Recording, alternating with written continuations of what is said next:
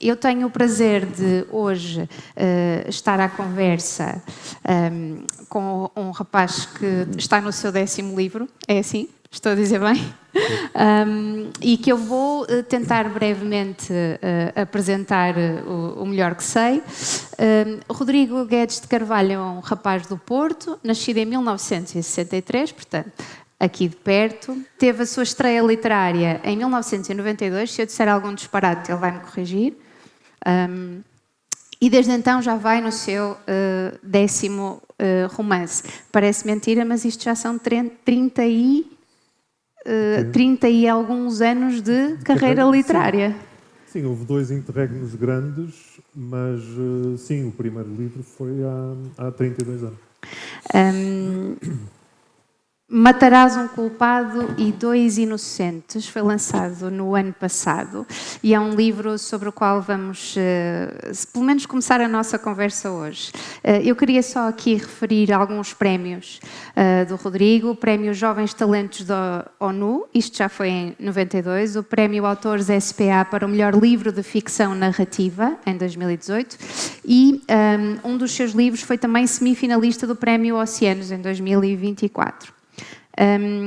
Tem tido projetos performativos entre a música e o spoken word. Também não sei se estou a definir da melhor maneira, mas parece-me que será por aqui, porque é um trabalho híbrido, não é? É qualquer coisa que não se fazia muito em Portugal. Tem corrido o país também em festivais literários e em muitos dos seus palcos, precisamente com esse projeto. Escreveu argumentos para cinema, uma peça de teatro. Deixa eu ver se eu me estou a esquecer de alguma coisa. E é jornalista, para quem não sabe. Nas horas vagas. Nas horas vagas. Portanto, quando não está ocupado a fazer todas estas coisas. Eu ouvi dizer que começa a escrever em dias certos e depois escreve de seguida todos os dias. Isto é verdade? É verdade. Posso começar? Boa noite, antes de mais. É um gosto estar aqui, é uma absoluta coincidência, mas o tal primeiro romance de que falávamos, de 1992, o Daqui a Nada, que eu, na verdade, escrevi com 20 anos, e depois podemos falar como é que uma pessoa de 20 anos se atreve a escrever um romance, e como eu conhecia pouco do mundo ainda, as únicas referências que tinha eram um pouco a ideia da minha família e dos meus pais. E, portanto, esse primeiro romance é um romance que se passa na Apulia, porque é um romance em que, não sendo sobre os meus pais, é sobre um homem e uma mulher daquela geração, e grande parte da ação é passada na Apulia, onde passei grande parte da minha infância. Posso dizer-vos que foi o único mar que eu conheci até à adolescência, de tal forma que quando fui à Costa da Caparica julguei que era as Caraíbas. Nunca tinha sentido uma água tão quentinha. E sim, começo a escrever. São rituais que arranjamos para nós. Eu tenho uma espécie de um fetiche com o número 14, que é um número que me persegue. Eu nasci num 14 de novembro e uma das pessoas mais importantes da minha vida, para não dizer já a mais importante, que foi a minha avó paterna, mãe do meu pai, nasceu no dia 14 de dezembro. E eu costumo dizer que o 14 é um dia em que continuamos a encontrar-nos, mesmo depois da morte dela. E, portanto, acreditando, construindo o meu próprio ritual, como cada pessoa construirá nas suas vidas e nas suas profissões, temos aquelas chamadas fezadas. Então, o que é que se passa? Imagine que eu estou pronto para escrever no dia 5. Eu espero que chegue o dia 14 para realmente começar a escrever. E o que se tem passado é curioso. Muitas vezes eu penso assim, mas o que é que se passa no dia... Posso perfeitamente começar hoje. Vai ser a mesma coisa. E não é a mesma coisa. Normalmente, entre o dia 5 e o 14, acontece qualquer coisa que transforma a minha maneira de trabalhar. Depois, a partir do momento em que começo, e penso que isso aí, pelo que conheço de outros romancistas, não só os conheço pessoalmente, como aqueles de que conheço a vida e a biografia, e é importante aqui falarmos de romancistas, que é diferente dos poetas ou dos contistas, não é? Para a respiração do romance é muito importante, assim que começamos, trabalhar todos os dias. Porque se trata, de facto, de um trabalho. É muito curioso, até foi o Paul Auster, numa entrevista, que disse que quando falava com outros romancistas, o termo utilizado, e o verbo aqui é igual em português e em inglês, o termo utilizado entre eles não era então o que é que estás a fazer, ou o que é que estás a criar, é em que é que estás a trabalhar. Era sempre o verbo work, the work in progress.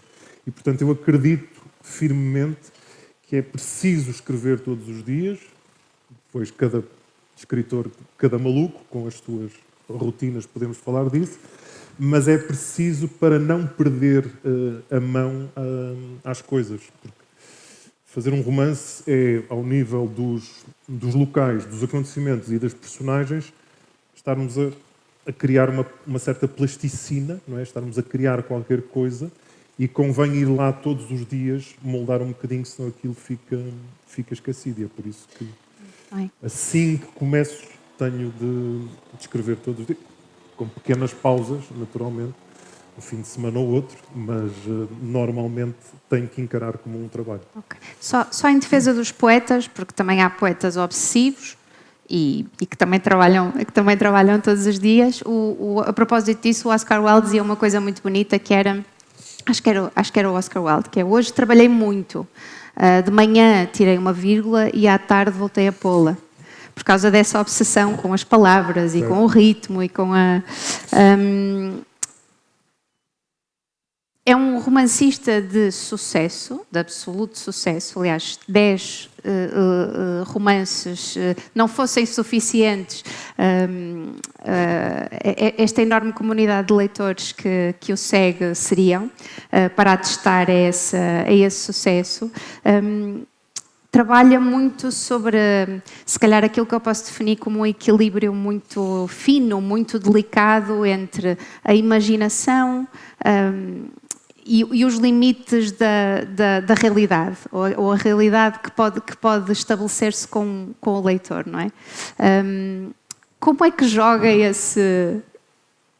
esse trabalho, não é? Entre aquilo que é ficção, porque eu sei, já o disse muitas vezes, que nenhuma destas personagens é decalcada diretamente, que o universo que vive durante o dia e tem acesso a um volume de informação e de atualidade que, na verdade, às vezes o leitor pode estar à espera nos romances, mas não é isso que encontra, não é? O que encontra é uma coisa muito mais pensada, muito mais densa. Antes de mais, isso é um mito de que os jornalistas, por causa da sua profissão, têm um nível de informação muito rica que pode alimentar-lhes, por exemplo, a ficção. Não é verdade.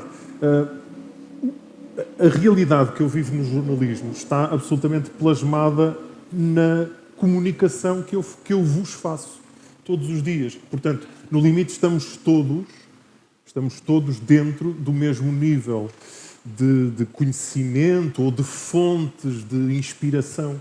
Eu não tenho nenhum segredo mais do que vocês. Ou seja, eu ao dar uma notícia no Jornal da Noite da SIC e você ao ver a notícia, podemos ter o mesmo nível de inspiração para ir escrever uma história sobre isso. Portanto, eu não tenho nenhuma vantagem sobre isso. Aliás, eu sou jornalista totalmente por acaso, uma coisa que me aconteceu na vida, ao contrário da escrita que eu escolhi desde muito cedo. Eu fui jornalista por acaso. E o gozo que me dá a ficção é a ficção total, ou seja, a imaginação total. Eu criar totalmente a história do nada, com pessoas criadas do nada, que serão sempre, obviamente, baseadas aqui e ali em coisas que eu vi, em coisas que eu conheço, mas é esse o meu gozo. Nos últimos livros eu fiz um gozo suplementar, que é cruzar as histórias que eu crio do nada com algumas realidades factuais. Como eu escrevo sempre coisas contemporâneas do tempo que estamos a viver agora, que as pessoas podem reconhecer. E então o que é que eu faço? Ponho as minhas personagens fictícias a viver acontecimentos reais. Dou-lhe um exemplo. Este é horrível, mas serve como exemplo. No livro Margarida Espantada, são 4 irmãos que são uma família um pouco disfuncional. Os pais é um casal aristocrático que vive de aparências. Depois percebe-se que ele bate na mulher, que a mulher viveu anos de sofrimento, mas que mantém as aparências enormes. E há um belo dia que ele, para compensar a mulher, leva a Moçambique, uma espécie de segunda lua de mel, vão para os melhores hotéis, vão para um safari na Gorongosa, essas coisas todas. Portanto, os meus personagens fictícios. E os meus personagens fictícios vão e, de repente, ele é um tipo de negócios e depois de Moçambique quer ir a Angola. E no voo de Moçambique para Angola, o avião cai. Este avião que caiu de Moçambique para Angola, eu coloco como um acontecimento real que se passou, uma coisa absolutamente horrível, que foi um piloto que se suicidou na altura que fazia das linhas aéreas angolanas, que fazia o voo de Moçambique para Angola e que resolveu despenhar o avião com toda a gente lá dentro. E eu ponho os meus personagens fictícios, que nunca estiveram neste avião, eu ponho-os dentro deste avião. Porque é que eu faço? Faço por imprimir um bocadinho, um arrepio um bocadinho maior no leitor, que eventualmente se possa lembrar desse acontecimento real. E então cruzar personagens fictícios, e depois fiz isso noutros livros, noutras situações. E a atualidade aparece aqui também, não é? A atualidade também aparece nos livros. Eu lembro, por exemplo, da Guerra da Ucrânia, é aqui referida, e outras, não é? A comemoração dos 50 anos do 25 de Abril. Dá inclusivamente o nome ao romance. Mas isto para mim é importante, ou seja, eu não escrevo sobre a atualidade. Não é isso. Eu gosto é que, ao criar uma galeria de personagens que vivem a atualidade que todos estamos a viver, que todos nos sintamos de alguma forma mais conectados e cúmplices do que se está a passar. Que seja mais forte para nós o que estamos a viver. É só nesse sentido. Porque eu referi agora a guerra da Ucrânia e eu não posso deixar de dizer isto. Este comentário se calhar é mais para mim, porque eu não sei se os leitores já leram este livro ou não. Também não quero estragar nada. E se mas não leram, fazem mal? Fazem mal, mas podem resolver esse assunto hoje, portanto temos uma boa notícia. Aliás, aproveito para dizer que o livro está aqui e que no final o autor estará disponível para deixar autógrafos e para conversar um bocadinho com os leitores também. Eu costumo passar à frente das epígrafes todas porque geralmente aborrecem-me de morte.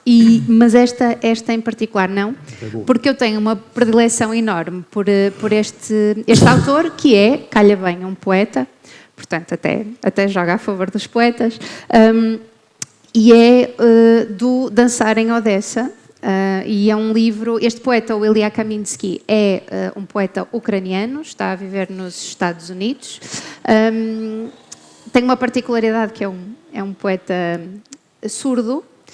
Eu não sei se é no Dançar em Odessa, se é no outro livro, mas ele fala também sobre isso. Não é? Uma personagem que ele tem em que ele descreve um menino que sente a guerra a chegar à cidade, à vila, pousando o ouvido no chão, no centro de uma praça. E é assim que ele sente o que está a acontecer, que é uma imagem arrepiante. Porquê esta epígrafe? Porquê um verso do Ilya? Porque é esse verso. Aí lá está, não tem absolutamente nada a ver com a Ucrânia, embora depois haja uma parte sobre a Ucrânia que não é sobre a Ucrânia, ou seja, são dois amigos que estão a viver em Portugal em 2024 e que numa conversa entre eles abordam a questão da Ucrânia, mas não é sobre a Ucrânia. Nesse caso da epígrafe, e aí nesse caso convinha ler a epígrafe porque tem a ver com o significado dela, não é? Não, vamos ouvir aqui, que não é a mim que querem ouvir, vá.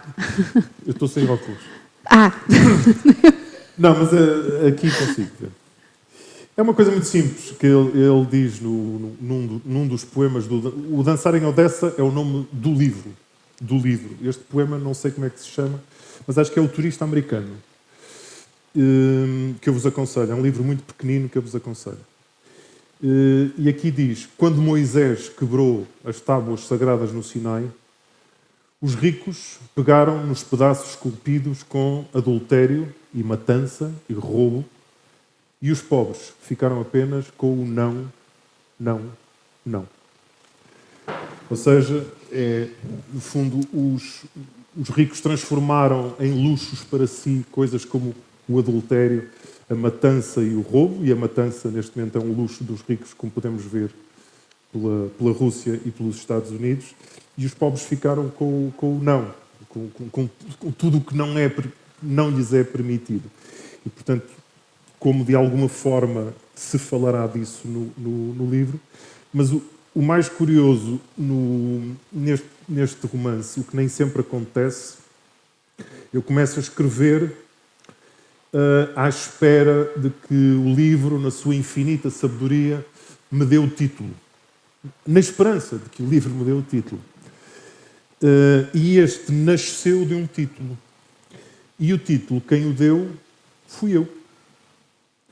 Foi o cidadão Rodrigues de Carvalho, que estava em casa, na posição de espectador, no dia em que, se bem se recordam, isto é uma guerra milenar, é uma guerra que vem dos anos 40 e que provavelmente nos vai sobreviver, mas neste novo, último episódio da guerra do Médio Oriente entre os palestinianos e os israelitas, as coisas precipitaram-se naquele famoso 7 de outubro, há 2 anos, em que os terroristas do Hamas, e não os palestinianos, os terroristas do Hamas, entraram em Israel e fizeram aquelas matanças todas.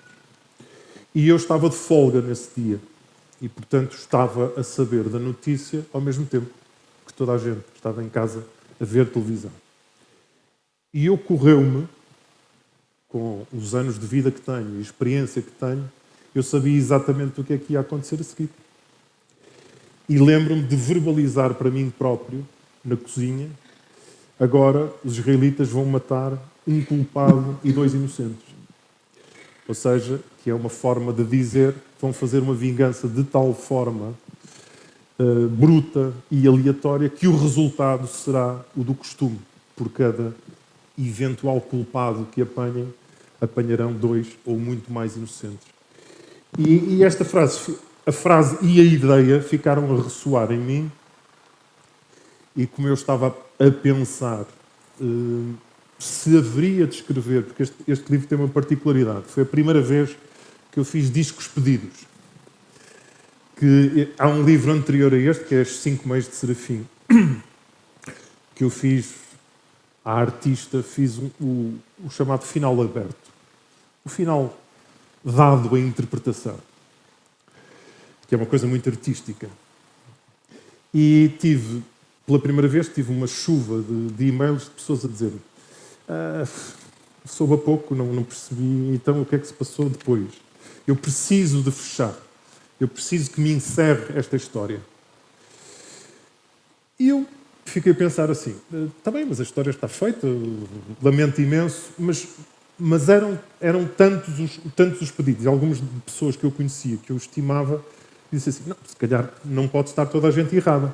Se calhar, pela primeira vez, eu tenho que fazer uma sequela, uma continuação, um encerramento, ou aquela palavra inglesa muito na voga, que é o closure. Eu tenho que encerrar esta história. Mas não sabia como.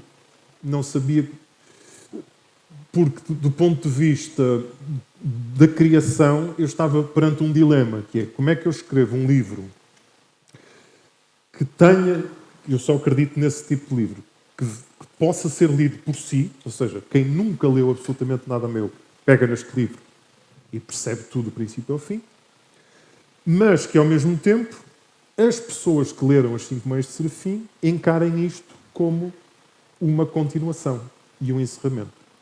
O que é que isto implicava? Implicava que, de alguma forma, eu ia ter que fazer, neste livro, uma espécie de resumo do livro anterior, para situar as pessoas. Só que esse resumo tinha que ser tão bem feito que não maçasse, não aborrecesse quem já tinha lido o primeiro. E este tornou-se o desafio para escrever o livro. Epá, isto é um grande desafio, então bora lá fazer isto. Mas ainda não tinha bem a noção de como iria fazer. E de repente o título começou a atirar-me para a resolução e tornou-se uma espécie de um mote recorrente. Ou seja, esta frase, a frase que eu disse na cozinha, eu transporto-a para uma cena do livro em que um dos amigos, também estão 3 amigos na cozinha, todos da minha idade, e um deles diz isto, portanto ela aparece literalmente como ela nasceu, mas depois, em várias situações do livro, eu escolhi fazer acontecimentos dos quais a conclusão é que, por cada culpado, morrem 2 inocentes. E, portanto, esse tornou-se o desafio do livro. Pronto, isto é ótimo, que isto é um entrevistado que rouba as perguntas, portanto, adianta-se às perguntas. Espetacular. O entrevistado, de vez em quando, faz umas perguntas. Voltando, se calhar ligando estas duas coisas, quando escreve, pensa então nesse leitor. Esse leitor tem uma forma? Não penso nada no leitor. Desprezo totalmente o leitor. Não, a sério. Não é desprezo. Tento esquecê-lo, tento abstrair-me completamente. Porque há 2 coisas que eu acho que são a morte do artista. E eu vi isso em muitos livros e em muitos filmes. Sempre que eu falar de livros, façamos um paralelo também com filmes, porque eu acho que são artes muito complementares. Que são artes em que alguém nos está a narrar algo de alguma forma. A mim o que me interessa na literatura é aquilo que para mim define a literatura, que é uma estética. A literatura só existe se um livro estiver bem escrito. O tema é absolutamente irrelevante, já se escreveu sobretudo desde o Homero e da Ilíada e do Shakespeare, todos os temas estão esgotados. A forma de os tratar é que pode ser sempre nova. E, portanto, para mim, a literatura é uma estética. E é nisso que eu acredito. Que é, o livro está bem ou mal escrito. E é isso que o define. Esqueci-me da sua pergunta? A pergunta era sobre o leitor, mas já que estamos a falar de estética... O leitor, mas precisamente por causa disto. A ideia de escrever A, a pensar no leitor, ou B, a escrever sobre um tema, para mim tem 2 enormes riscos. Escrever sobre um tema, eventualmente eu vou imediatamente entrar no sermão, na evangelização, num qualquer approach do ar do tempo, tentando saber de que é que se está neste momento a viver e a comentar para eu entrar nessa zona. Aliás, é curioso que a maior parte da literatura que hoje se publica, se vocês virem, obedece, obviamente, ao ar do tempo. Fulano lançou um livro, fala imenso sobre o racismo e a xenofobia. Claro que fala sobre o racismo e a xenofobia.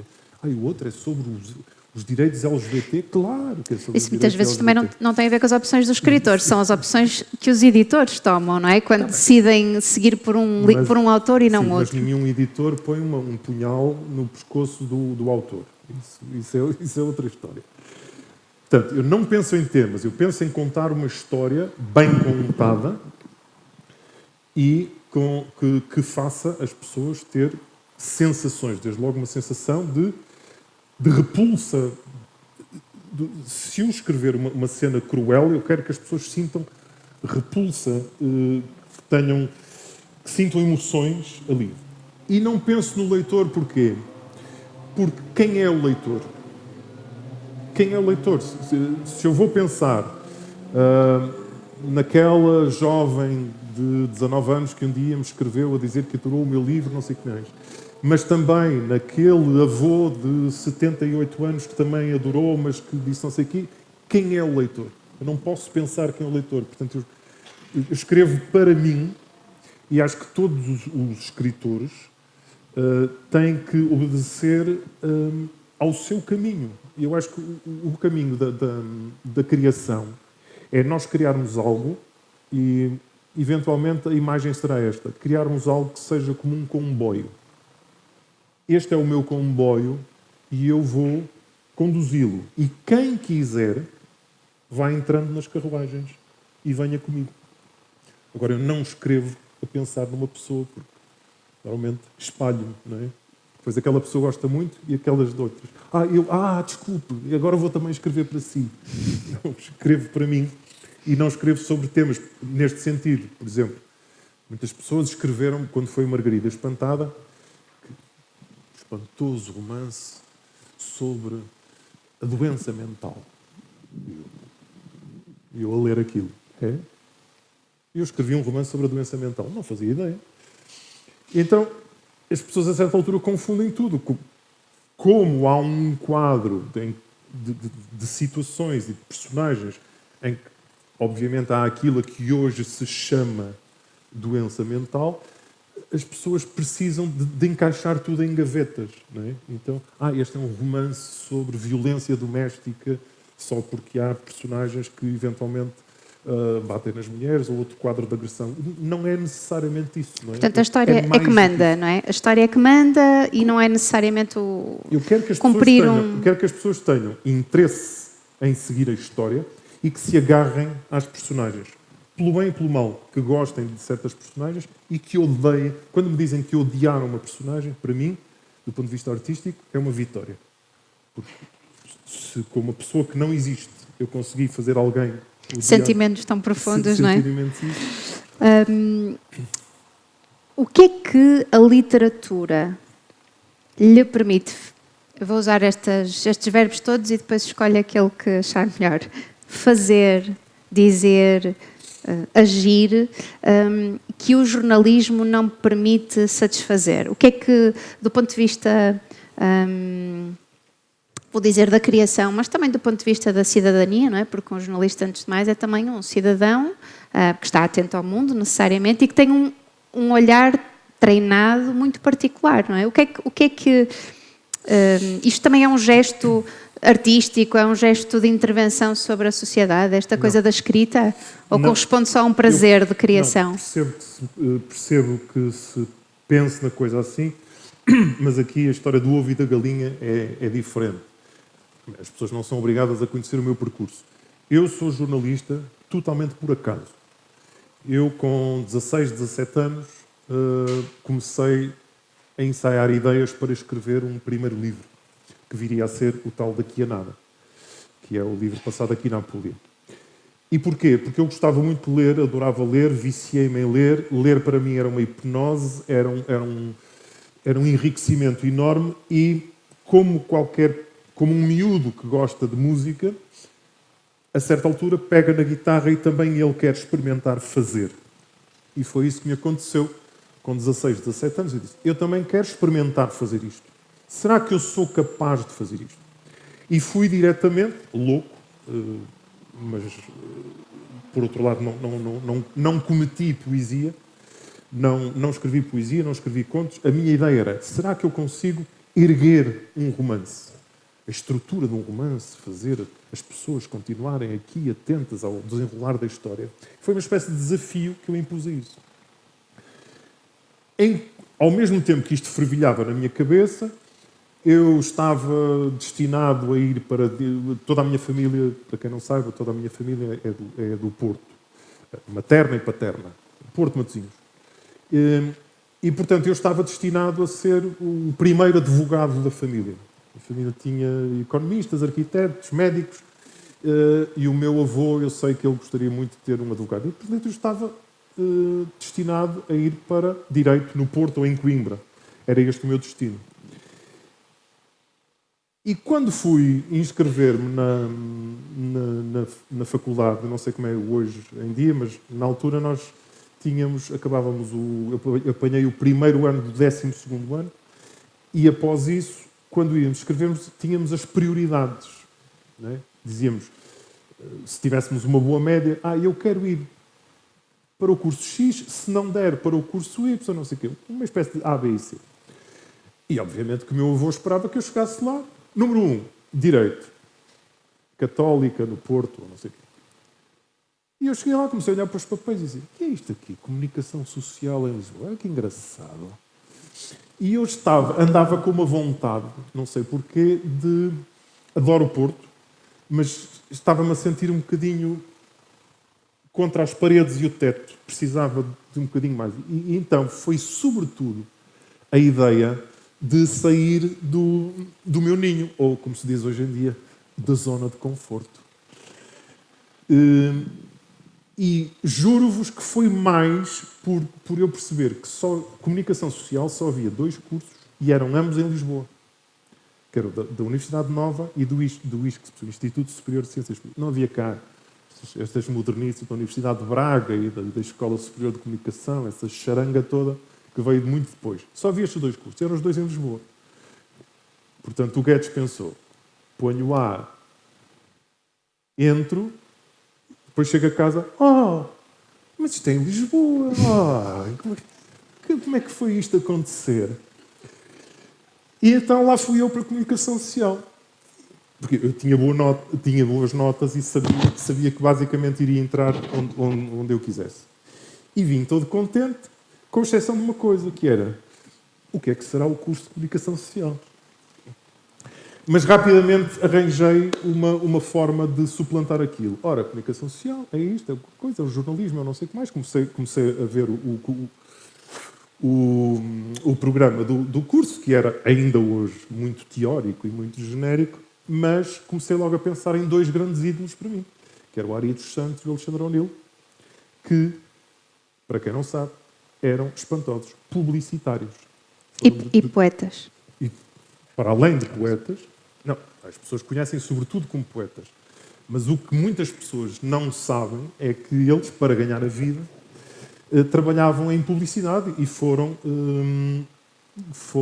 autores de peças publicitárias muito geniais. E, para mim, aquilo era óbvio que era. Então, uma forma de tratar a palavra com a imaginação. Era já uma espécie de antecâmara da escrita, porque a minha ideia era continuar a escrever, tentar publicar o meu primeiro romance e ir trabalhar em publicidade. E assim foi, durante todo o curso eu estive sempre focado na publicidade. E no final do curso, quando nós começamos a ver, e agora o que é que se vai passar, não é? Por onde é que nós vamos? Começamos a mandar, não é currículos, porque nós não temos currículos na altura, não é? A não ser: olá, chamo-me Rodrigo, sou um bom rapaz e gostava de trabalhar aí. Não é currículo, mas começamos a mandar propostas para estágios. E todos os meus colegas de curso, obviamente, foram para o Diário de Notícias, para a TSF, que estava a nascer na altura, para o não sei quê, para o Independente, que também estava a nascer na altura, para as rádios. E eu mandei os meus currículos para 2 agências de publicidade, grandes, multinacionais, McCann Erickson e não sei o que mais. E o que é que aconteceu? Aconteceu a vida, que é: ninguém me respondeu porra nenhuma. Portanto, perdeu-se um grande marqueteiro, um grande publicista. Ninguém da agência de publicidade sequer me respondeu. E eu estava numa situação de: muito bem, e agora acabo o curso e a minha família no Norte vai começar a pensar: e então? E o que é que o Rodriguinho vai fazer agora? Que fez o seu curso em Lisboa, pago pelo pai. E estava a ver que estava metido num sarilho. E uma amiga minha disse-me assim: tu és estúpido, pá. Vens comigo, vamos fazer ali testes ao Centro de Formação da RTP, porque havia os cursos Fundo Social Europeu. É um curso de centro de formação e, pelo menos, dizes à tua família que não, agora estou numa formação pós-graduação de não sei o quê, de não sei o que mais. E esse curso de centro de formação era no Centro de Formação da RTP. Essa minha amiga, que me levou para isso, chama-se Cândida Pinto. Vocês também já devem ter ouvido falar. E então eu fui, inscrevi-me e, de repente, quando dei por mim, estava num curso do Centro de Formação de Jornalistas da RTP. Eu assim: mas isto é o quê? Então, mas começo logo. Ok, mas eu com as reportagens eu também posso contar histórias e não sei o que, não sei o que mais. E pensei, pronto, deixa lá fazer isto. E o que é que se passa? O curso demorou uns 4 ou 6 meses, nós íamos fazendo várias provas, e os formadores eram jornalistas da RTP. E o que é que aconteceu? Para o bem e para o mal, obviamente para o bem, eu e a Cândida começámos a dar nas vistas. Então um tipo que diz pouco às gerações atuais, que é o Carlos Pinto Coelho, disse na altura ao José Eduardo Muniz, olha, pá, tens ali 2 miúdos, tens que aproveitar. E nós, quando demos por ela, foi-nos feita uma proposta para entrar para a redação, ainda há recibos verdes, ainda há experiência, não sei o que mais. Só que, de repente, o tipo que apresentava o desporto no telejornal reformou-se, ou ficou doente, ou não sei o que mais, e o José Eduardo Muniz pegou em mim e disse assim, para a semana vais estar no telejornal com a Dina Aguiar. Mas a fazer o quê? Então, pá, apresentar. Arranjaram uma gravata e um blazer, e num belo dia, hoje em dia não, mas na altura havia um apresentador para o desporto, os mais velhos recordam-se, havia. E agora vamos à nossa página desportiva. E um belo dia, a Dina Aguiar diz, e então vamos à nossa página desportiva com o Rodrigues de Carvalho. E eu olho para a frente, era uma notícia qualquer sobre o Benfica, não sei, e estava a ler a notícia e a pensar, pronto, aconteceu aqui qualquer coisa que eu não previ, e foi assim. E é para vocês perceberem que às vezes a vida tem planos, como dizia o Agostinho da Silva, que não fazia muitos planos para a vida, para não estragar os planos que a vida tinha para ele, e às vezes a vida tem planos estranhos. Então o que é que se passou? Eu não só entrei numa profissão de forma não premeditada, que eu não estava à espera, como dentro do jornalismo, que eu podia ter ido para a imprensa ou para a rádio, dentro do jornalismo entrei logo numa questão de uma grande visibilidade, e a partir daí fui aprendendo a gostar do jornalismo. É exatamente ao contrário. Porque mesmo naqueles primeiros anos eu estava na dúvida. E depois comecei, é uma coisa que se entranhou e aprendi a respeitar a profissão e, sobretudo, a respeitá-la ao cumpri-la. E é por isso que as pessoas hoje acham que uma das perguntas que me fazem muitas vezes, até os jovens, é: quando é que nasceu o seu sonho de ser jornalista? Nunca nasceu, nunca, em sítio nenhum e em momento nenhum. E, portanto, eu não me esqueci da sua pergunta. A questão é que... Não me esqueci, agora vou chegar aí. E o que é que me dá a literatura, mas não por causa, o que é que me dá a literatura que não me dá o jornalismo? É a liberdade total. Porque, é por cima sendo ficção, não é? A literatura é o local da liberdade. E sempre foi, historicamente, e é por isso que me faz imensa aflição que os níveis de leitura desçam, porque a literatura é, por natureza, o lugar da liberdade, onde ela se exerce, onde a chamada liberdade de expressão atinge o seu ponto mais alto. Eu sou daqueles, eu sei que é polémico, eu sou de tal forma defensor da liberdade de expressão, que eu sou daqueles que acha que o Mein Kampf do Hitler não deve ser proibido. Não deve.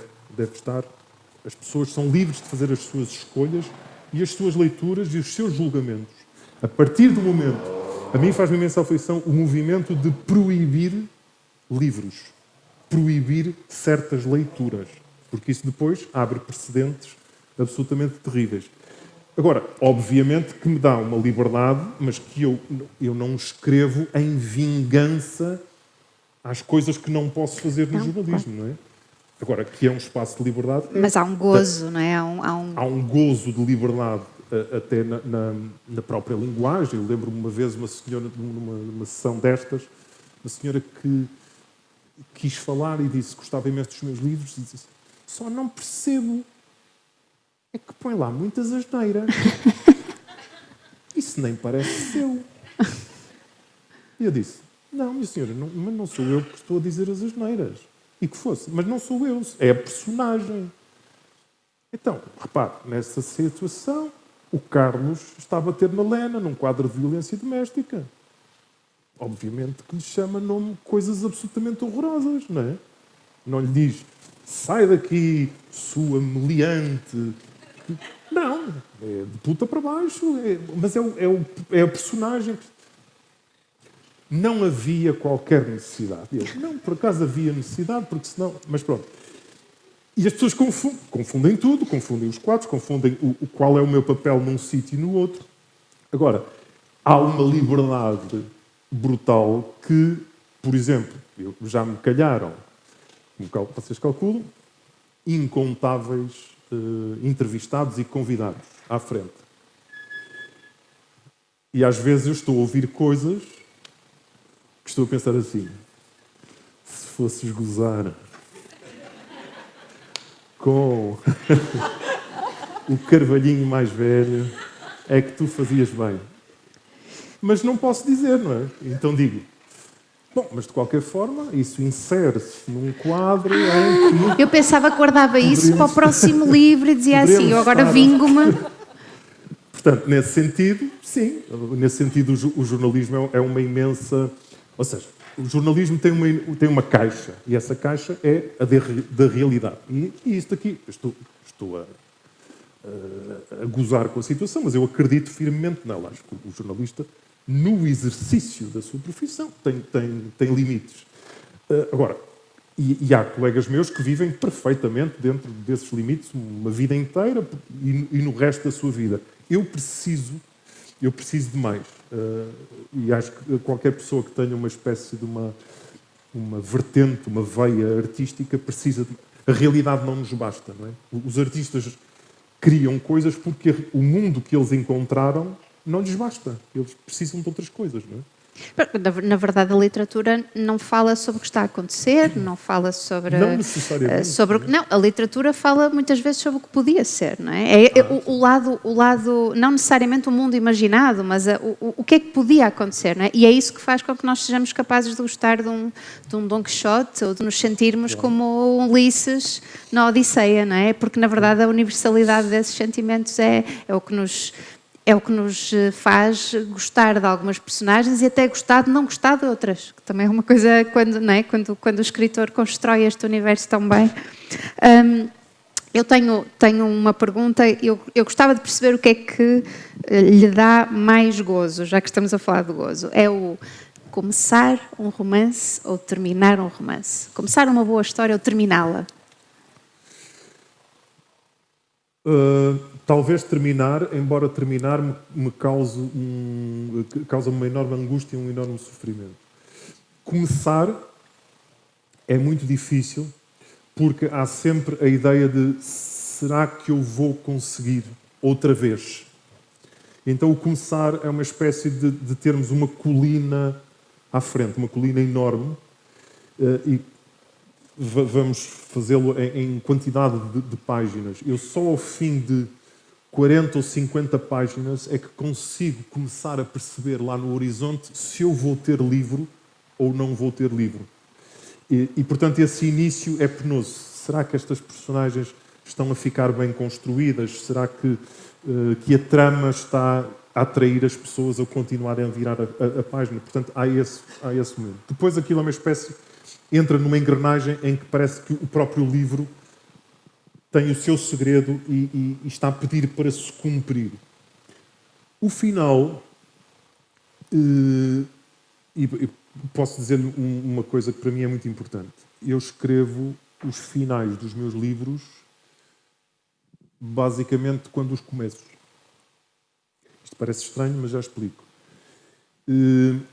Mas o final dos livros às vezes é angustiante porque é uma coisa emocionalmente muito forte no sentido de eu, às vezes, adio o final do livro porque quando terminar eu vou despedir-me das personagens.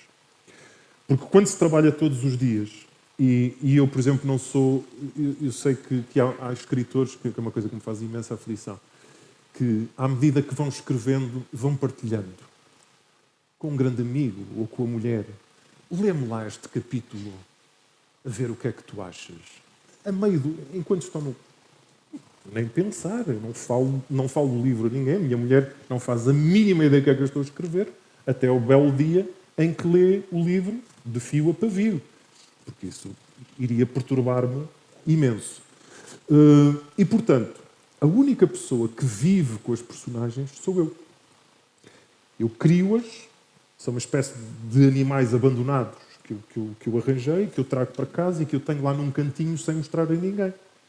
E eu vou dando de comer e elas vão crescendo e não sei o que mais. Sou eu que as conheço. E todos os dias, quando eu me sento à mesma hora para escrever, eu estou com elas. É à mesma hora? Sempre à mesma hora.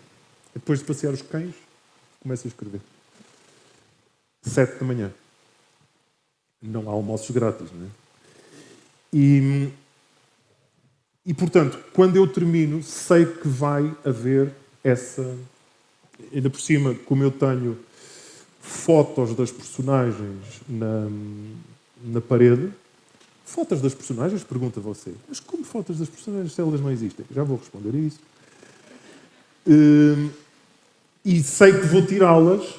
Vou tirar os pioneses e tudo aquilo vai ser arrumado e vou andar uns dias de mãos nos bolsos assim. E agora o que é que eu faço? Cheio de tempo à frente. E, portanto, nesse sentido, angustia-me mais fechar. Mas, ao mesmo tempo, é um sentido de... Agora, o problema dos romances, olha, que é uma coisa que a poesia e a música são os sortudos. A pessoa faz uma poesia ou compõe uma música, Miguel Araújo, a Laurinha vinha não sei o que mais, e toca para os amigos e passado 3 minutos já sabe o que é que os amigos acharam. Então vê lá isto. A Laurinha vinha... Não sei... muita gira. Pá. É igual à outra, mas não interessa. Mas é gira. E no romance, a primeira pessoa que eu escolho a dar a ler, seja a minha mulher, seja a minha editora, eu fico dias e dias e dias no silêncio absoluto. Não faço ideia do que é que elas estão a achar. E nesse aspecto, o final dos livros tem essa angústia, mas que é, ao mesmo tempo, gratificante. Então, chegamos agora à minha parte favorita, que é a parte em que eu faço as perguntas curtas de resposta rápida. Portanto, eu tenho que perguntar ao Rodrigo se o Rodrigo alinha. E depois disto, passamos a bola para o lado de lá, porque queremos saber o que é que os leitores querem perguntar. Mas... Todas as perguntas... não, isto ou alinha ou não alinha? Alinha. Pronto, vamos dizer que sim, que alinha. Então, isto funciona, portanto, eu vou perguntar e tenho que responder de imediato. Não dá para ficar muito tempo a pensar. Pode ser? Então vá. Ler ou escrever? Ler. Computador, iPad, máquina de escrever ou caderno? Computador. Em férias, poesia, ensaio ou ficção? Ficção. E eu achava que ia dizer poesia desta vez, mas não. Na praia, língua da sogra ou bola de Berlim? Nenhuma. Não Preciso posso... esclarecer. A língua da sogra. Qual é o maior equívoco sobre os escritores? Que eles sabem o que é que estão a fazer. Asterix, Tintin ou Lucky Luke? Lucky Luke. Gatos ou cães? Cães. Como é que organiza a sua biblioteca? Por ordem alfabética, por ordem temática, por ordem de chegada, por ordem de afetos ou o que é isso da ordem? O que é isso da ordem? A última... Porque, atenção, é preciso explicar que eu não sou daqueles que têm 1200 livros, tenho uma boa quantidade de livros, mas eu sei exatamente quais são os livros, então dou-me ao luxo de os organizar por cores.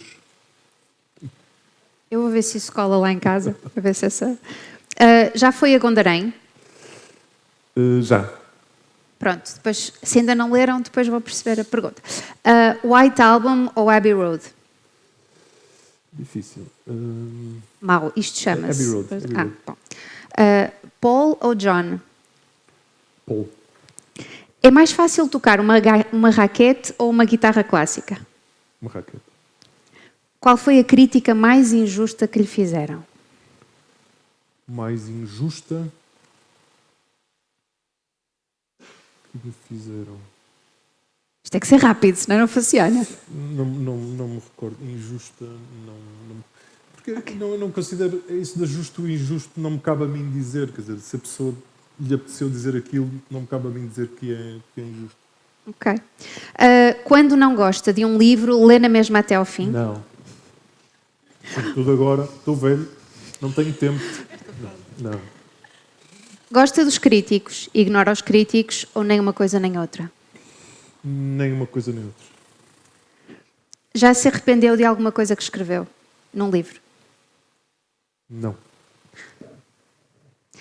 Já fez de conta que estava ocupado a escrever para ninguém o chatear? Sempre. Quem nunca? Numa feira do livro, como esta, traz uma lista, aproveita os descontos ou desgraça-se? Eventualmente aproveito descontos. Se fosse a Alice no País das Maravilhas, escolhia qual comprimido? O azul é o fim da história, acorda na cama e acredita no que quiser, o vermelho leva-o à toca do coelho. Não me lembro da Alice. O azul. Já se vingou de alguém através de uma personagem num livro? Não precisa dizer qual foi, mas tem que admitir. Já. Não, mas eu preciso saber. Mas a pessoa soube? Percebeu? Não percebeu porque é muita burra, aliás. Foi por causa disso que eu falei também. Muito bem. Enquanto escritor, o que é que gostava que dissessem um dia sobre si? Que dissessem sobre mim que fui melhor do que me fizeram parecer por vezes. Obrigada. Vamos passar então a batata quente para esse lado. Só custa a primeira pergunta. Vamos passar já para a segunda, que assim cortamos caminho.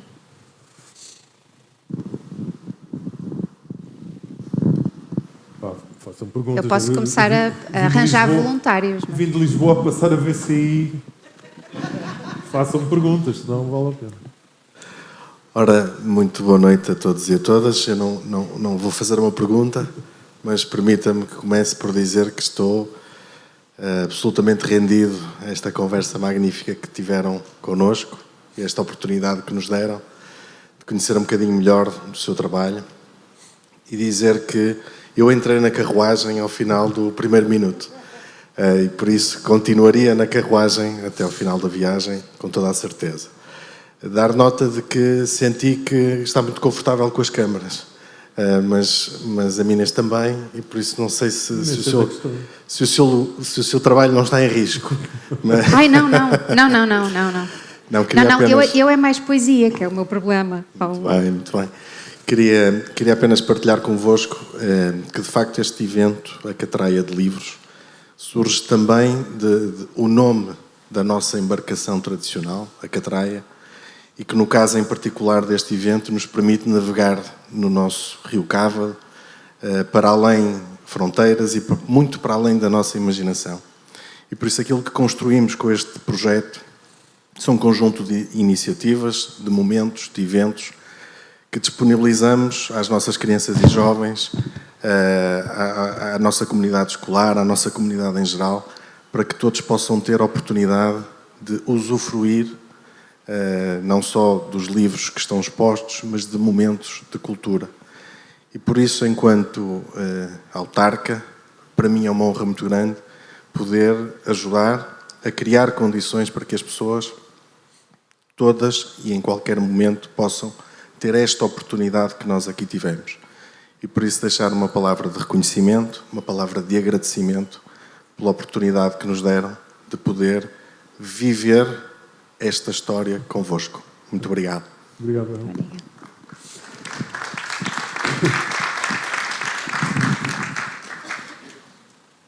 Sim, e é verdade, eu posso dizer que é verdade, porque durante a tarde, nós estamos aqui à noite, pronto, os meninos já estão, a maioria já estão em casa, mas durante a tarde as escolas vêm cá e têm atividades para as escolas, mas também vêm ver os livros e comprar livros, e é uma coisa fantástica, não é? Esta tenda sempre cheia de crianças, porque de facto é de pequenino que se começa, não é? Pronto, a primeira já está, agora vamos à segunda pergunta.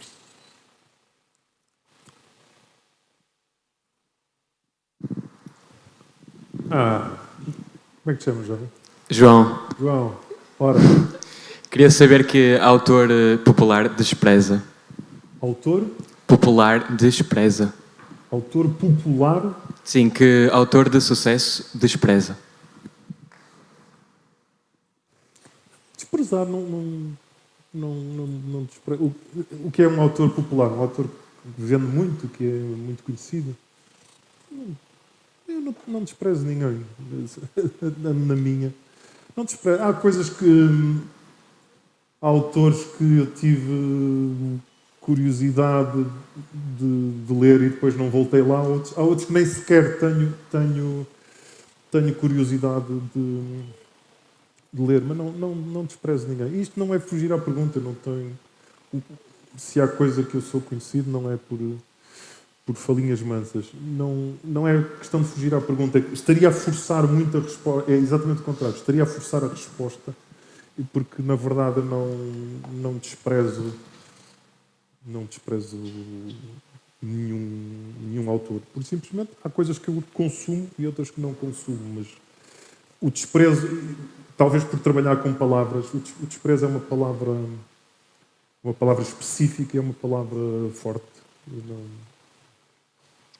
Mas se calhar podemos fazer ao contrário, que é Mas falar de escritores. Qual foi a tua pergunta? De escritores. Eu acho que isto trazia água no bico, mas pronto, se calhar. Mas este livro, assim como o primeiro, Sim. é dedicado ao António Lobo Antunes, que é, pelo contrário, um autor de que... É dedicado ao António Lobo Antunes por uma razão. Porque o primeiro foi dedicado ao António Lobo Antunes numa dupla dimensão. O António Lobo Antunes é exatamente da idade do meu pai e, curiosamente, teve a mesma experiência em Angola, esteve no mesmo sítio que o meu pai, no Luz e no Alto Coito, como alferes miliciano médico. Ambos foram médicos e, portanto, foram mais tarde para a tropa, porque eles podiam acabar o curso e depois iam como milicianos. E eles não coincidiram por uma questão de 6 meses. E eu sempre olhei... E o Lobo Antunes, na minha adolescência, foi muito importante enquanto autor emergente. Foi um tipo que quebrou, de alguma forma, algumas regras, ou eu achei na altura, porque eu ainda não conhecia o Faulkner e não sabia que o Lobo Antunes tinha ido beber ao Faulkner, mas na altura, para mim, o Lobo Antunes foi importante. E, portanto, nessa dupla... e havia uma coisa emocionalmente muito importante, que eu achava, ao ler os livros de Lobo Antunes, o meu pai é uma pessoa muito fechada, um médico que sempre ligou pouco às artes, mas eu achava que ele tinha um mundo interior inconfessado que, se ele escrevesse, ele provavelmente escreveria os livros que o Lobo Antunes... Ele teria a mesma visão do mundo do Lobo Antunes. E, portanto, para mim, eram circunstâncias muito pegadas. E, portanto, quando eu faço o meu primeiro livro, eu dediquei aos meus pais e ao António Lobo Antunes, que eu não conhecia de sítio nenhum, mas com uma espécie de respeito e admiração. Em 2024, quando lancei este livro, hoje é de conhecimento público, na altura não era de um conhecimento tão público quanto agora, só de um grupo restrito de pessoas. Eu sabia que o Lobo Antunes estava num estado de saúde muito debilitador que o impede de escrever. Já. Eu sabia que ele já não publicaria mais qualquer livro ou qualquer texto. E nesse silêncio em que eu sabia isso, escrevo, aliás, não tenho grandes explicações, digo só para o António Lobo Antunes, como uma espécie de voltar ao ponto inicial do meu respeito e da minha admiração, porque doeu-me muito e fez-me sofrer muito o facto de o António já não poder escrever. Ele foi a vida dele, foi escrever, e portanto foi uma espécie de fechar. Quis fazê-lo ainda em vida dele, não é? E não num óbvio pós-mortem. Foi uma questão de respeito.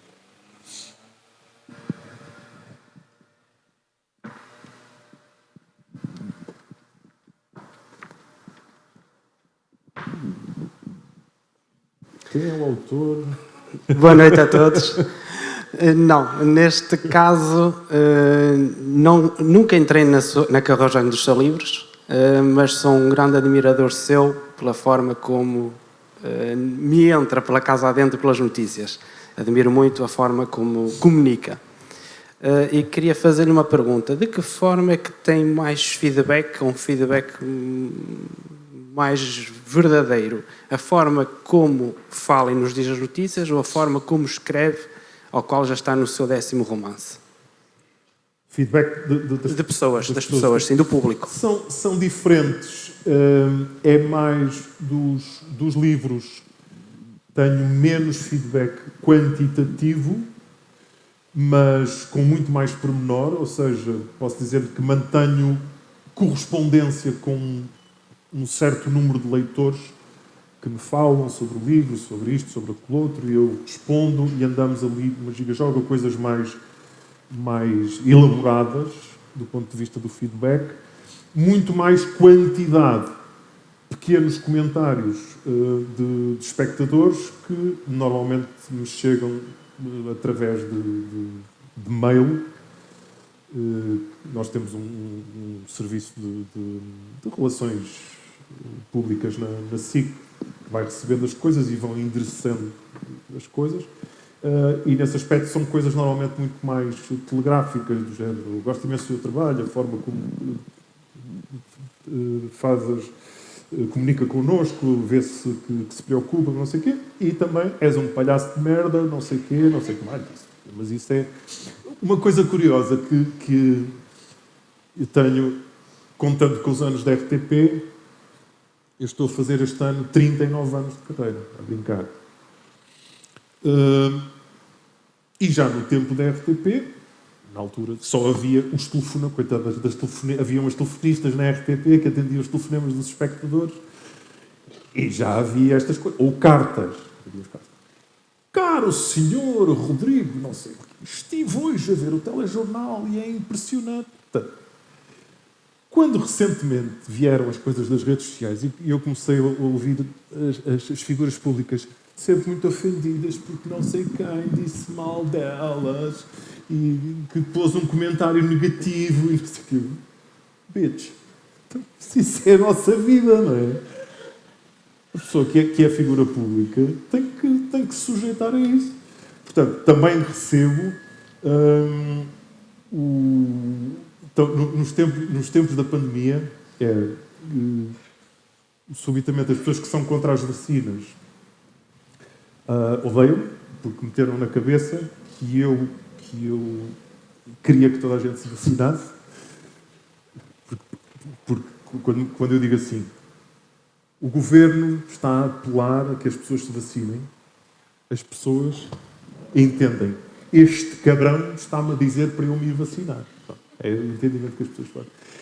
E a última foi uma pessoa que até começou por um elogio qualquer, não sei o quê, até gostei, não sei o que mais. Mas eu não me esqueço dos tempos da pandemia em que tu eras apoiante da Covid. Apoiante da Covid? Apoiante da Covid. É um bom conceito. Portanto, parece-me que isso caía na categoria das críticas injustas. A parte da televisão e do jornalismo tem muito mais feedback, mas é todo muito mais curto, muito telegráfico. Raramente se entra ali, até porque muitas das... Eu tenho uma glória, eu acho que é uma glória jornalística, que é, eu já fui insultado pelo PC, pelo PS, pelo PSD, pelo Benfica, pelo Sporting e pelo Porto. o que significa que estou a fazer bem o meu trabalho. Não é? E estas 6 entidades têm muito mais força, têm muito mais claques do que nós julgamos. E a maior parte dos espectadores de televisão estão embriagados de alguma forma com uma clubite ou com uma partidarite. É uma coisa absolutamente impressionante. Isso posso dizer-vos que a maior parte das pessoas cega completamente nessas questões. Mas, como te digo, já não ligo. Já não faço nenhuma ideia. Tive uma vez uma colega minha jornalista que não interessa o nome, até esteve a fazer carreira na SIC, depois saiu, foi para outro matéria. E ela também era destas jornalistas que começou a aproveitar as redes sociais e a pôr coisas nas redes sociais e não sei o que mais. Então ela punha uma coisa e tinha para aí, sei lá, imaginem, não sei o que é suposto, mas tinha 70 e tal likes e és linda, és maravilhosa, fantástica, assertiva, não sei o que mais. E um belo dia, lá no meio de 100 comentários, apareceu um gajo assim: não vales a ponta de um chaveiro.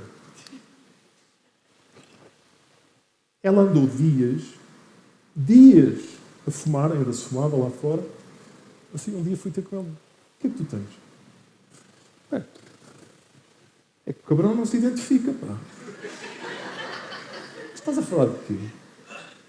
E então, na chuva de elogios, houve um gajo, não é, que, legitimamente, está no seu direito, ou estava com os copos em casa assim: este gajo já dizer aqui que não sei o quê, seja o que for, disse: não vales a ponta de um chaveiro. E ela cristalizou o livro. E, portanto, isso é complicado. Não dá para as pessoas ficarem afetadas por isso, se querem seguir uma profissão que tem como estrutura e natureza ser-se reconhecido. É normal. Agora paro ali na Galp, na autoestrada, em Matosinhos. Eu sei que ao entrar na porta, as pessoas: olha este, não sei o quê, lá está o gajo, e como é que o gajo tem? Tem botas e tem não sei o que mais. Isto é a minha vida inteira. E há pessoas que querem muito depressa um reconhecimento público e depois não têm estofo. Vocês veem as incontáveis... Há coisas que eu perco o rastro. Depois começam a cruzarem-se em insultos para cá e para lá e respondem e não sei o que mais. Mas é como te digo, ela tinha uma legião de fãs, mas o gajo que disse que ela não valia um chaveiro é que a afetou.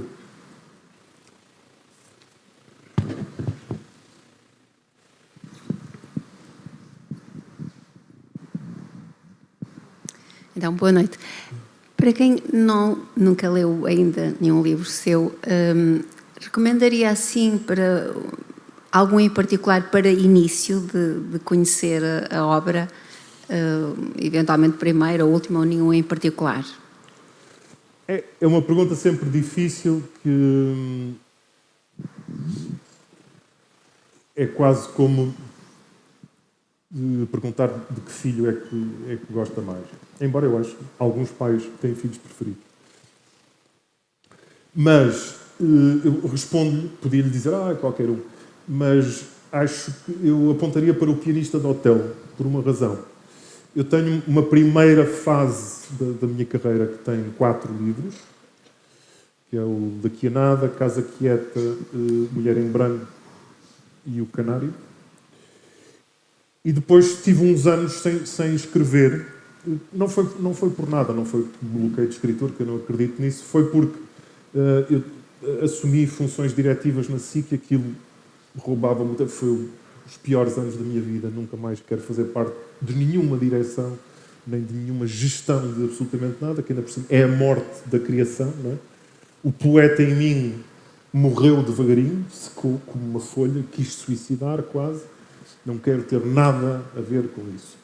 Mas esses tempos foram muito exigentes, roubaram muito tempo, e eu estive sem escrever.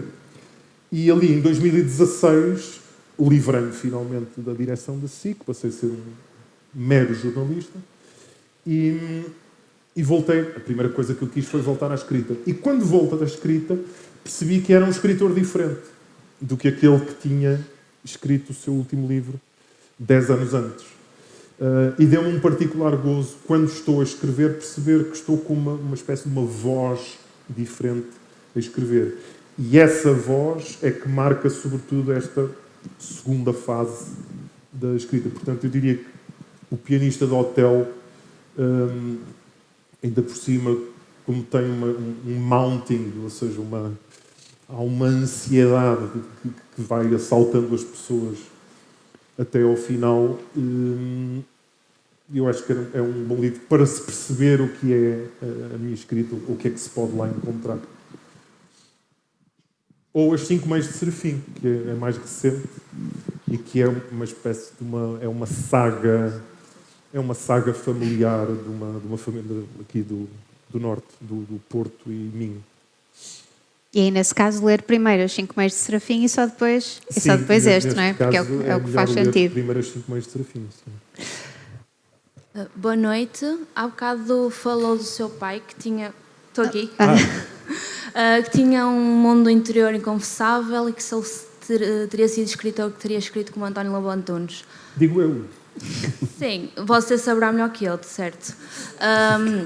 Mas o Rodrigo é escritor. Você acha que consegue abstrair-se de ser só o Rodrigo escritor e abstrair-se do Rodrigo homem? Como se consegue abstrair dos temas, do leitor? Ou acha que há sempre ali um certo resguardo? Estás-me a perguntar se o que eu escrevo de alguma forma é autobiográfico, é baseado em mim? Talvez, ou não necessariamente autobiográfico, ou se há sempre ali alguma... talvez sua mentalidade, sua personalidade, suas experiências de vida. Eu não penso nisso, ou seja, eu em nenhum momento penso, estou a escrever, estou a pensar naquele meu tio que é um atrasado mental, ou naquela pessoa que eu conheci no liceu, que era uma querida. Não tenho essa... Mas é obviamente que tudo será fruto e será produto do que eu vi, do que fui observando e da forma como eu vou fantasiando as coisas. Ou seja, tudo aquilo, na verdade, nasce de mim. Agora, não houve nenhum momento em que eu tivesse o impulso, ou talvez a pulsão, até do ponto de vista mais da psicologia clínica, de escrever sobre mim, no sentido de escrever a minha autobiografia, ou de escrever a minha história, por duas razões. Primeiro, não acho que a minha história seja muito interessante.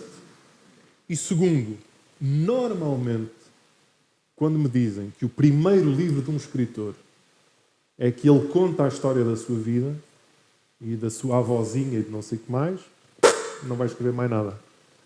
Aquilo está feito. Era uma coisa que ele queria... Todos nós queremos deixar a nossa marca no mundo, não é? Seja através do vídeo de TikTok. Eu também tenho aqui uma história de vida que é a minha, que é muito interessante e não sei o quê. Mas quando se começa por aí, eu acho logo mau sinal. Significa falta de mundo, de abstração por onde ir buscar mais criação. Agora, obviamente que o que eu vou vivendo vai se vertendo para ali. Mas também verte muito daquilo que eu não conheço e a ficção dá-me a oportunidade de imaginar, de brincar sobre isso. Não é? E há coisas muito engraçadas na nossa cabeça e no nosso inconsciente, que é, por exemplo, eu agora que estou velho, a minha mãe morreu de forma traumática há 2 anos, não foi... Quer dizer, sempre foi uma grande fumadora, mas não estava doente. Teve uma morte fulminante e o meu pai, de facto, já está com alguma idade. E tem-me acontecido... eu já não tenho pesadelos a dormir.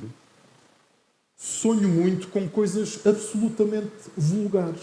Situações vulgares. Não está a acontecer nada, não há aquela coisa do susto. São situações vulgares. E o que é que tem acontecido em muitas dessas situações? Do género, estou a chegar a casa e há um jantar e aparece não sei o quê. Acontecem duas coisas. Uma, nos meus sonhos, há um convívio normalíssimo entre os meus mortos e os meus vivos. As pessoas que ainda estão vivas e as pessoas que já me morreram ou que me morreram recentemente. Aparecem ali. Imagina, eu entro com uma tarte, não sei o quê, e está a minha mãe a sair da cozinha a dizer: então, chegaste tarde, apanhaste trânsito, e eu estou assim a olhar. Isto não é um pesadelo. E dentro destas situações acontece uma coisa que é um desafio enorme para a cabeça, que é: algumas situações eu acho que aconteceram, que estavam esquecidas, e outras acho que estou a imaginá-las. Então há um vulcão interior da minha vida que eu não sei o que é que aconteceu e o que é que realmente não aconteceu. Porque eu, por exemplo, tenho uma inveja enorme daquelas pessoas que ou então estão-se a armar, mas que dizem assim: pá, lembro perfeitamente, pá. Eu tinha 6 anos, fui num piquenique com a minha avó e ela levou umas sandes de mortadela. Eu não me lembro nada quando tinha 6 anos. Sei lá, se a minha avó levou algumas sandes de mortadela, não faço a mínima ideia. Tenho, às vezes, recordações por cheiros ou por pequenas imagens. E então, vou fazendo antes de morrer, estou neste esforço de o que é que foi verdade na minha vida? O que é que tudo isto aconteceu? Ou o que é que os meus sonhos hoje são coisas que eu quero que queria que acontecessem? Porque eu tenho uma... Eu falo muito com os meus mortos. Eu tenho uma relação com a morte, que é uma relação, obviamente, de medo, do respeito pelo total desconhecido, mas de alguma tranquilidade. E acho que se deve ir continuando a falar com os mortos. E, portanto, obviamente, tudo isto que eu te estou a dizer, provavelmente eu agora, quando voltar a escrever, todas estas coisas vão aparecer. O que é que em nós é sonho e o que é que nós realmente vivemos. Porque, na verdade, todos aqui já devemos ter passado por isso. Às vezes contam-nos coisas do... tu eras não sei o quê, não sei o que. Era? Não sei se era. Sei lá se era. Não temos muito registro de... Toda a gente tem memórias diferentes. Mas, sim, acabamos sempre... Até porque a nossa escrita, de alguma forma, é o nosso... Sem qualquer pretensão, mas é o nosso contributo para o mundo. Por isso é que eu acho lamentável escritores, por exemplo, que imitam outros escritores. Em vez de escreverem o seu livro, imitam outros escritores. Simplesmente que dizem assim: aquele gajo está a escrever sobre não sei o quê, isto está a vender bem, eu vou fazer um livro igual. Estas pessoas estão só a gastar papel, em minha opinião. Não ficas a conhecer aquele autor, não é? Os escritores, mal ou bem, são aquilo. É por isso que nós escolhemos uns e não escolhemos outros. E considera que... Novamente sou eu, desculpa. Estou a ser chatinha, é assim. Tens de pôr a mão no ar. Que essa dificuldade em distinguir o que é que foi real e o que foi, digamos, imaginado na sua vida é fruto de viver tanto tempo na ficção, estar a ficcionalizar, a escrever? Não. Ou é simplesmente... Não, acho que acontece. Acho que todos nós... Tu repara, o escritor não é mais do que ninguém. Todos nós temos um mundo interior riquíssimo. Todos nós passamos pelo mesmo tipo de experiências. O que é que o escritor tem em relação às outras pessoas? Não é nenhuma superioridade. É uma capacidade de conseguir exprimir o que muitas vezes algumas pessoas sentem, mas não são capazes. Aliás, o maior elogio que me podem fazer, ou o que eu senti em relação aos escritores que li, é exatamente isto que eu um dia senti e eu não sabia como é que isto se exprime. E este tipo diz tudo. Ou como aquela canção que também diz exatamente o que nós queríamos dizer. Portanto, os escritores são só pessoas, são uma espécie de... É como se fossem tradutores do mundo. São intérpretes do mundo que ajudam as outras pessoas, às vezes mais do que psicólogos ou psiquiatras, que ajudam. Tu não te sentes sozinha, não é? Quando tu lês um escritor que está a dizer algo que te diz muito, dizes, não estou sozinho. Este tipo, antes de mim, percebeu isto e tu crias um laço com aquela pessoa.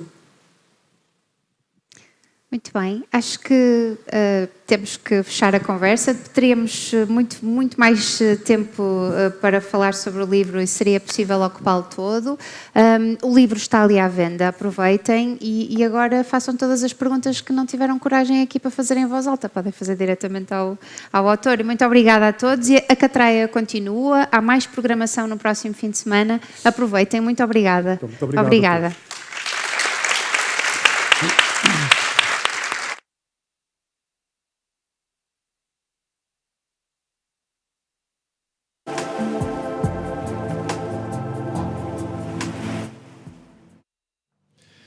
E foi assim que chegamos ao final desta apresentação de Rodrigo Guedes Carvalho, aqui na Catraia de Livros.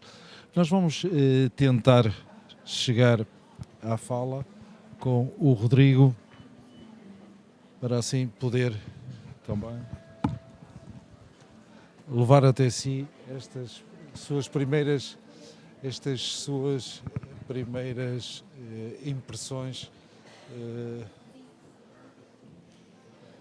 só que agora nós estamos em direto e, Rodrigo, só um segundo, enquanto ele prepara esta situação. Rodrigo, muito rapidamente, estamos em direto para a TV Exposende. Em primeiro lugar, como é que lhe correu esta apresentação? A mim? A mim correu bem, porque eu venho sempre com o maior gosto, porque penso que se à partida há pessoas que vieram para me ver e para me ouvir, são pessoas que vêm por bem e eu gosto imenso de comunicar coisas que normalmente não tenho tempo, seja através da minha obra ou através do meu trabalho, de uma conversa mais íntima e mais intimista e responder a curiosidades das pessoas. Gosto imenso de fazer. As poucas vezes que agora, de certeza, venho até à Apulia, a Apulia é uma inspiração? A Apulia faz parte da minha vida para sempre. Está ligada, olho nas tais poucas recordações de infância que eu tenho, há cheiros e visões e sombras e cores na Apulia que ficaram para sempre. Isso vive em mim para sempre.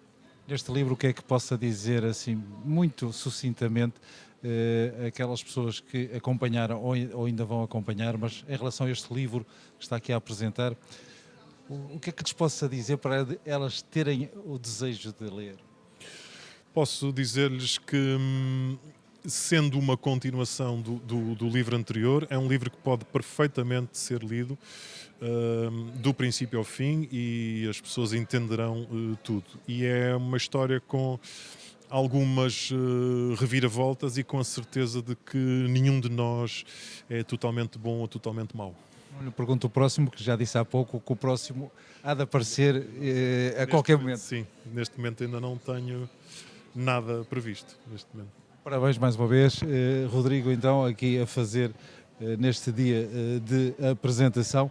Eu vou aproveitar e tenho também aqui o Presidente da Câmara Municipal de Esposende, Engenheiro Guilherme Emílio.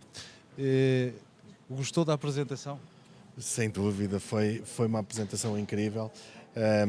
O escritor é um verdadeiro comunicador que nos prende da primeira à última palavra.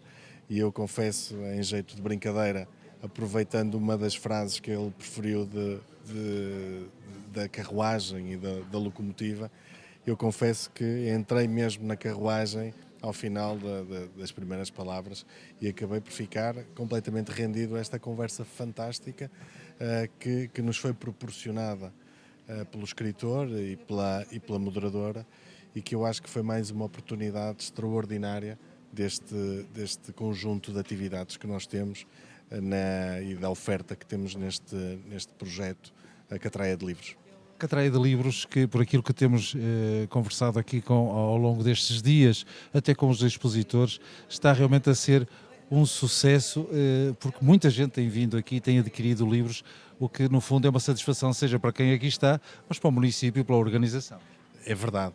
A expectativa foi muito alta desde o primeiro dia e, de facto, felizmente, nós vimos a comprovar dia após dia que essa expectativa está a ser cumprida e os objetivos estão a ser cumpridos. Não só a participação das nossas crianças e jovens, da comunidade escolar, mas da comunidade em geral, que tem vindo a conhecer, participar dos eventos e tem vindo conhecer os expositores e adquirir livros. E isso, de facto, é aquilo que mais importa num projeto desta dimensão. Proporcionar experiências como a que hoje vivemos, mas também aproximar as pessoas da leitura, aproximar as pessoas dos livros. Muito obrigado.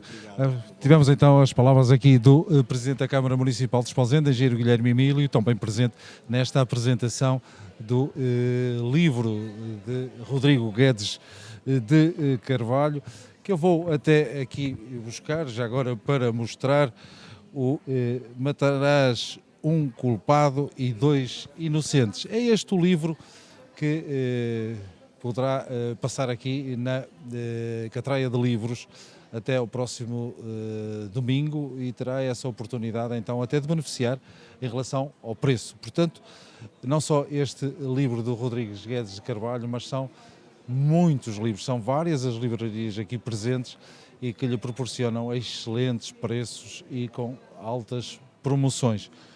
Venha até cá, foi um prazer estar na sua companhia mais uma vez e já sabe, tenha um bom fim de semana, é o que desejamos a todos e todas, e siga a TV Esposende, no Facebook em TV Esposende, ou então no YouTube também em TV Esposende, ou então também em www.tvesposende.com. Um grande abraço, um bom fim de semana, muita saúde para todos e todas e até uma próxima oportunidade, que será já amanhã com mais uma apresentação de livros.